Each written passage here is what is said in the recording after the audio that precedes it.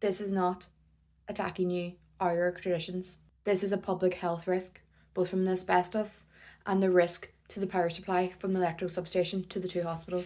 I'm incredibly concerned at the public health risk posed if that bonfire is lit later on this evening. The discovery by NIEA yesterday of a further 20 kilos of asbestos strewn about that site has really only heightened those fears. I think it has questions to answer why that discovery was only made yesterday when they had been on that site since May. This is just one in a long line of failures by the NIEA. They're not fit for purpose.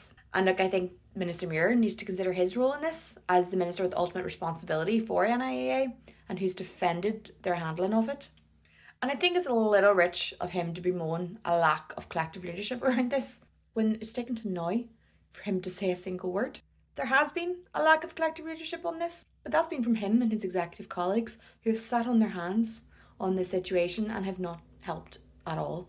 Look, I think the police decision not to intervene following threats from paramilitaries is possibly the most depressing part of this whole saga. For too long, shadowy figures have held undue influence on communities and held us all to ransom. Is it any wonder paramilitaries have not left the stage when they're shown time and time again that violence pays and that they are legitimised and facilitated by statutory bodies? How are we supposed to have any confidence in policing to tackle paramilitarism given where we are today?